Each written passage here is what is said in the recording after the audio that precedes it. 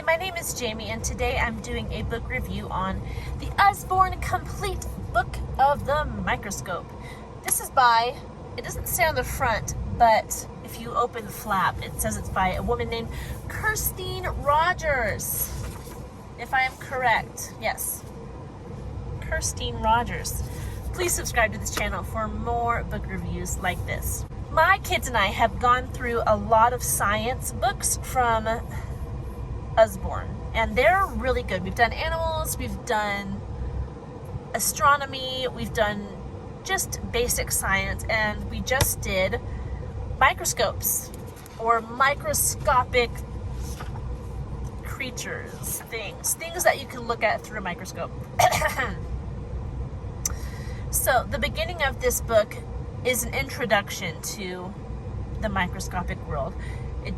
The first section is called The Micro World, and it talks about how when you look through a microscope, you can see that there are tiny things going on all around us that we don't even notice or think about, but they are there. You can take pretty much any object and put it under a microscope and see how tiny the little particles are that make this world work. And it goes on to talk about plants and fungi, the cells in the human body, teeny tiny bugs that are everywhere, viruses, bacteria. It talks about rocks, and it talks about how there are tiny robots that scientists are making that can go inside our body to see what's going on in there and what needs to be fixed if necessary, and talks about early microscopes and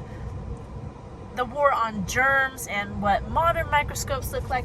Just everything you can imagine about an introduction into microscopes and microbiology. And let me show you a couple of pictures. All the pictures are in here are microscope pictures. So it's teeny tiny. You can see the little pieces of a feather right there. And what else do we have here? Here's a microscopic picture of a human hair, a single hair growing. This is a picture of the lining in a human windpipe. Just makes you go, whew. Red blood cells and a white blood cell. Isn't that crazy that they can get these pictures? These teeny tiny blood cells, they can blow them up and you can see what they look like. I just think it's cool. I will say that this book would have been a lot more interesting if we actually had a microscope.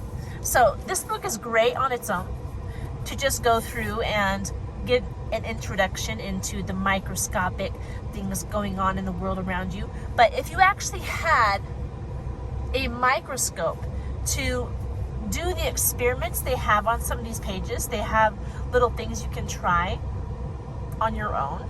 If you had a microscope to go with this book, it would really enhance the experience of this book, and you and your kids would be able to see what they're talking about, not just from the pictures, but on your own, like putting salt and sugar and dirt and bugs underneath the microscope and see what they look like close up when you really zoom in to the detail of everything that we take for granted and see around us all the time, but we don't even think about what is going on at the microscopic level. So I would recommend this book as an introduction to microscopes, but I would even more so encourage you to use this book alongside a microscope. It would really enhance everything, and you'd be able to see more than this book by itself would give you. So there's my thoughts on that. I hope you look into